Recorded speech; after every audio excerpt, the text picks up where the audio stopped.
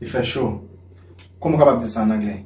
Eh bien, pas inquiété. Dans la vidéo aujourd'hui, nous allons apprendre comment on est capable de dire il fait chaud, il fait frais, la pluie a tombé, grand pile soleil, et bien tout ça a un rapport avec ça nous en anglais, the weather. Okay? So, my name is Laurent, your English teacher, as you already know. Without further ado, let's get started. Sans perdre du temps, on commence. Pas oublier, ça que nous voulons faire, tendez-nous avec un pile attention et puis répétez après. Are you ready? Let's get started. The weather. Je vais répéter. The weather. The weather veut dire température or le climat. Okay? So, pour nous parler de température, nous dit weather. Je vais répéter. Weather. The weather, c'est température. Okay? So, let's learn the first sentence together. On a la première phrase là ensemble. It's cold. Okay? It's cold veut dire il fait frais. Comment on dit fait frais en anglais? On dit it's cold. Il fait frais aujourd'hui. It's cold. Et nous juste utiliser petit mot ça nous dit today. Il fait frais aujourd'hui. It's cold today. Okay? Comme quand on dit il fait frais aujourd'hui, on dit it's cold today. Okay, now, si vous voulez dire il fait frais qu'on y a, comment on dit ça en anglais? On dit it's cool. Je vais répéter. It's cool. Okay? I say it's cool. Il fait frais, ça veut dire pas fait frais, il pas fait chaud, on dit it's cool. Okay? On a regardé le deuxième ensemble. It's hot. It's hot. Okay? H aspiré. Hot. It's hot veut dire il fait chaud. Comment on dit il fait chaud en anglais? On dit it's hot. Okay? Il fait chaud aujourd'hui. It's hot today. Il fait un pile chaleur. Il fait chaud en pile aujourd'hui. On dit it's very hot today. Or it's so hot today. Okay? Tout ça veut dire fait un pile chaleur aujourd'hui. It's very hot today. Or it's so hot today. Now, hot veut dire chaud. Warm, je vais répéter le mot ça avant. Warm. Warm qui c'est chaud. Mais niveau chaleur pas même. L'on dit it's hot, ça veut dire degré, température plus élevée. Okay? But when I say it's warm, ça veut dire température plus basse. Mais c'est toujours chaud. Okay? I hope you understand. It's very easy, guys. Let's move to the next sentence. On a le kounya dans l'autre phrase. Okay? It's raining. It's raining.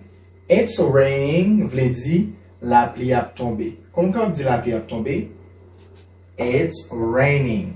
La pluie a tombé aujourd'hui. It's raining today. La pluie a tombé hier. Okay, I say it's raining now. Je vais répéter. La pluie a tombé hier. It's raining now.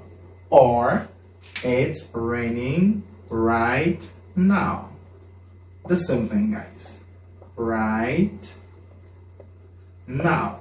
Okay? La pluie a tombé hier. Me dit it's raining right now. Or it's raining now. The same thing. Alright, so as you can see, I underline this.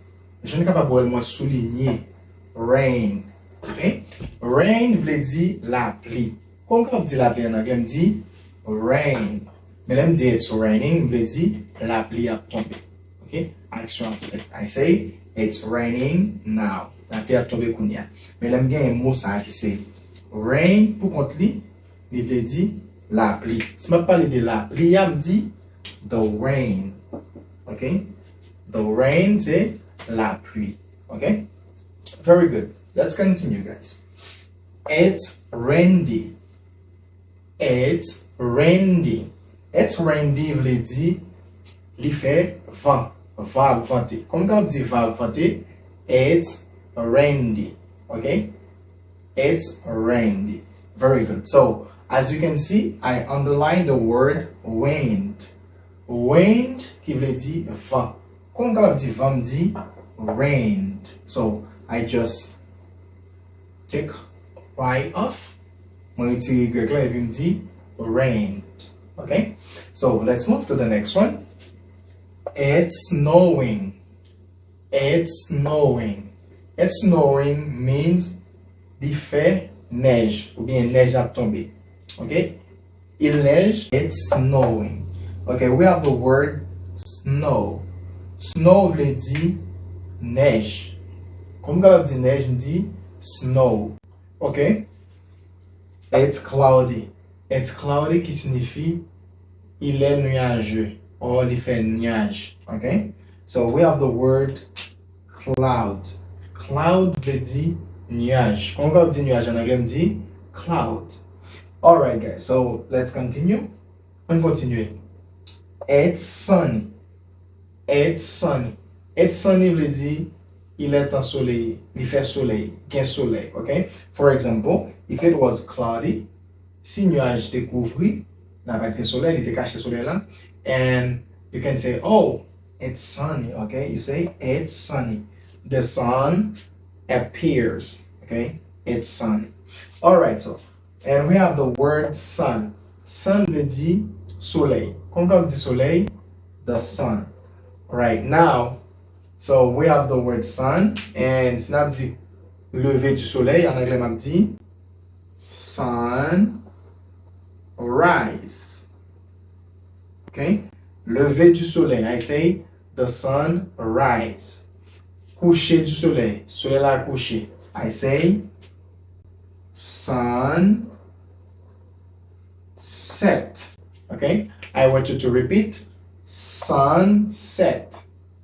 Coucher du soleil, sunset.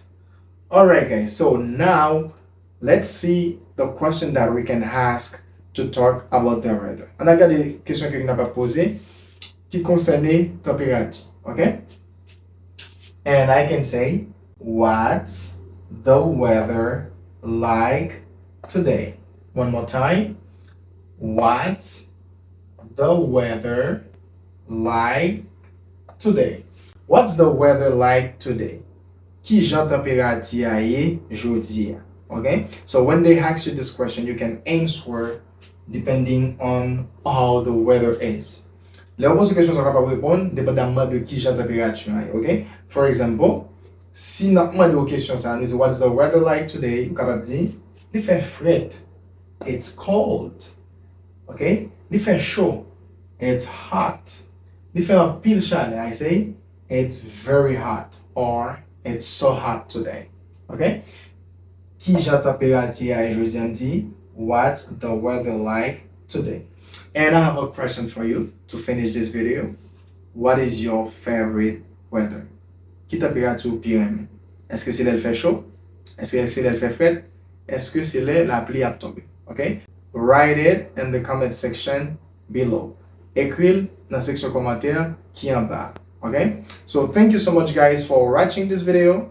As you already know, what you have to do is subscribe, like, and share it to other interested people. See you in another video. Bye bye for now.